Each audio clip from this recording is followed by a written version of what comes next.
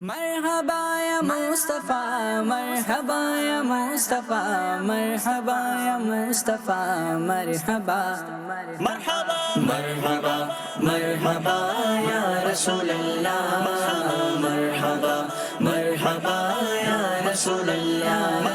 دعوت اسلامی کے زیر اہتمام کراچی کاڑا کے کورنگی 3.5 نمبر پر واقع مرکزی عیدگاہ گراؤنڈ میں عظیم و شان استقبال ربیع الاول اجتماع کا انعقاد کیا گیا، جس میں شہر کے مختلف علاقوں سے کثیر تعداد میں عاشقان رسول شریک ہوئے۔ اجتماع سے نگران شورا مولانا محمد عمران اتاری نے اپنے مخصوص انداز میں بیان کر کے عاشقان رسول کے دلوں کو گرمایا۔ نگران شورا کا کہنا تھا، ان قریب ماہ میلاد آنے والا ہے، عاشقان میلاد ضرور میلاد کی خوشیاں منائیں، لیکن آقا صلی اللہ علیہ وآلہ وسلم کی آمد کی خوشیاں منانے والوں کو چاہیے کہ وہ پیارے آقا صلی اللہ علیہ وآلہ وسلم کی آمد کے مقصد کو بھی سمجھیں اور اس ماہ مبارک میں نئے سرے سے زندگی گزارنے کا عہد کریں۔ نگران شورا نے اپنے بیان میں مزید کہا، عاشقان رسول اپنے وجود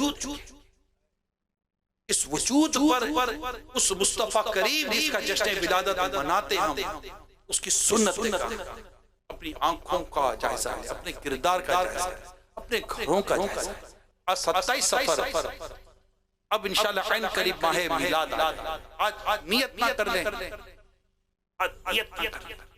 کہ بس اب سرکار کا میلاد آنے والا ہے، اب میں ہوں اور میرے آقا کی شریعت میں ہوں، میرے آقا کی سنت، میں نے آقا کے دشمنوں جیسی زندگی نہیں گزارنی۔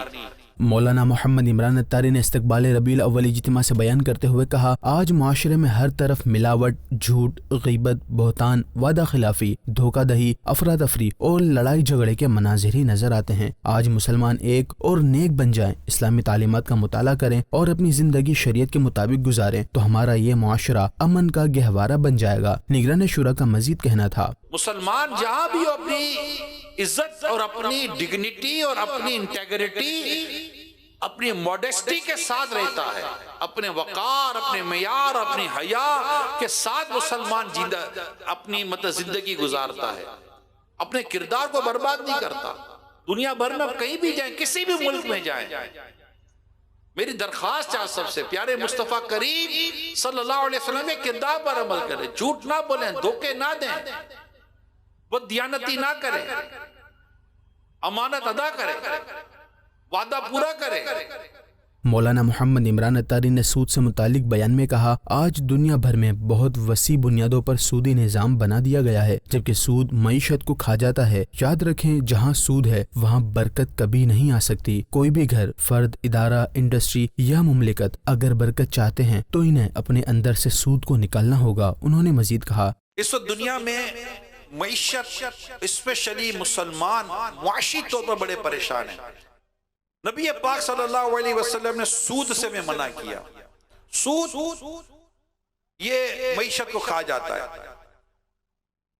نبی پاک صلی اللہ علیہ وسلم نے سود کی بنیادوں پر قائم سرمایہ دارانہ نظام کے خاتمے کے لیے سود کی سخت تردید فرمائی اور سود کا لین دین کرنے والوں کو ملعون قرار دیا۔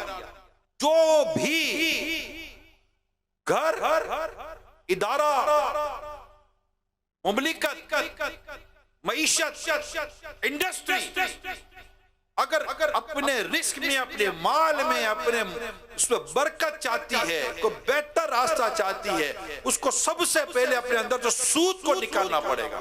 نگران شورا نے عاشقان رسول کو نماز کی پابندی، مدنی قافلوں میں سفر کی ترغیب دیتے ہوئے کہا کہ اسلام اور دین کو سمجھیں، پیارے آقا صلی اللہ علیہ وآلہ وسلم کی سیرت کا مطالعہ کریں، آپ صلی اللہ علیہ وآلہ وسلم کی تعلیمات پر عمل کرنا ہمارے لیے دین اور دنیا میں بھلائی کا سبب ہے۔ اللہ کرے ہم اس ماہ مبارک کے صدقے اچھے انداز میں اپنی بقیہ زندگی گزارنے میں کامیاب ہو جائیں۔ اجتماع کے اختتام پر صلاۃ و سلام پڑھا گیا اور دعا بھی ہوئی۔